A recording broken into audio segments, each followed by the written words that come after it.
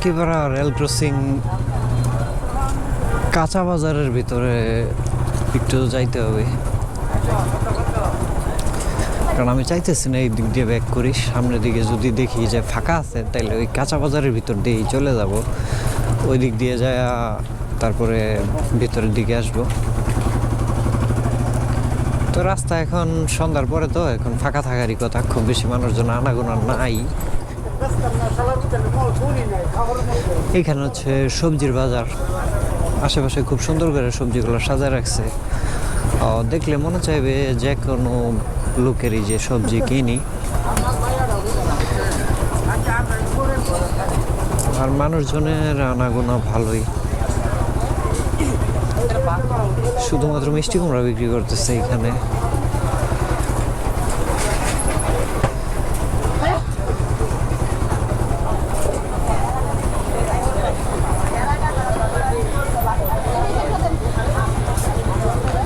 ওই পাশটা তো ফাঁকাই ছিল, কিন্তু এইদিকে এসে তো ফাইসে গেলাম মনে হচ্ছে। এইদিকে আর ফাঁকা নাই, মোটামুটি ভালোই ট্রাফিক।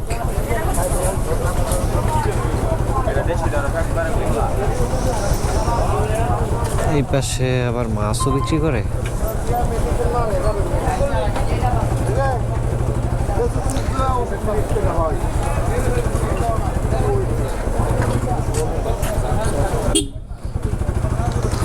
ফাঁকা দেখে ঢুকলাম, কিন্তু ওইদিকে এসে মনে হয়েছে লস হয়ে গেল, কারণ এত মানুষ ছিল এটা তো আমি দেখি নাই। দেখলে হয়তো ওই দিক দিয়ে আসার চিন্তা ভাবনা করতাম না।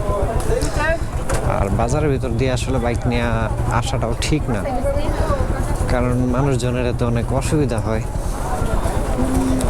কিন্তু আমার ওই একটা চিন্তার কারণে আর কি দিক দিয়ে আসা। আমি ভাবছিলাম যে ওই দিক দিয়ে যাব না, বাইকটা ব্যাক করতে চাইনি, এই জন্য এই দিক দিয়ে আসা আর কি। এইগুলা সম্ভবত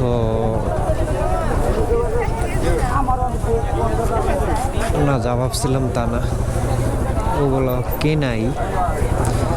আমি ভাবছিলাম হয়তো বা জমি থেকে নিয়ে এসছি, কিন্তু না, অর্গানিক ফুড কৃষকের হাত থেকে কেনার ওই যুগ মনে হয় পাল্টাই গেছে।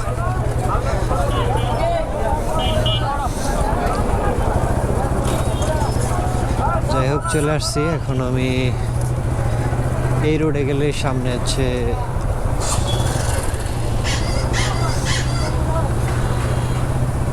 আকোয়া মাদ্রাসা কোয়ার্টার। মাদ্রাসা কোয়ার্টার থেকে সামনের দিকে যাইব। আমি যেহেতু একটু এই দিক দিয়ে আসছি, তার মানে আমাকে ওই ভিতর দিয়ে ডান দিকে ঢুকতে হবে।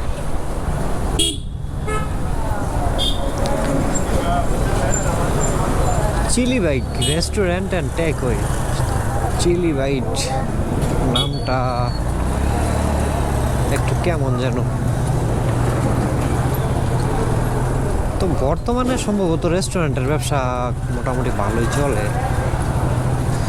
কারণ আশেপাশে ব্যাঙের ছাতার মতো যেই পরিমাণ হারে রেস্টুরেন্ট বাড়তেছে, যদি না চলতো তাইলে বাড়ার কথা ছিল না। আর মানুষজন এখন খাবার দাবারের প্রতি খুবই মানে কি বলে ওইটা, খাবার দাবারের প্রতি মানুষের ক্রেজিনেস খুব বেশি কাজ করে।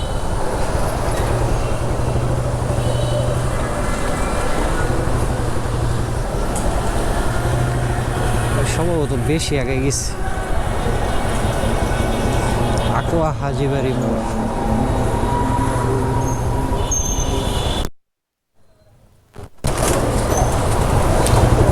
একটা মাইক্রো বাইক করতেছে গ্যারেজ থেকে।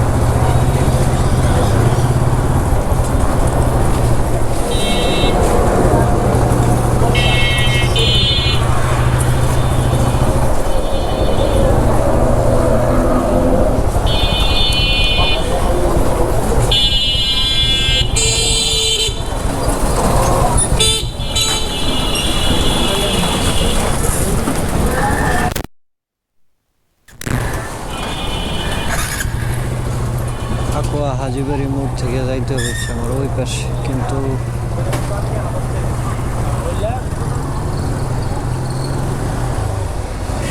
হাজারিবাড়ি মোড়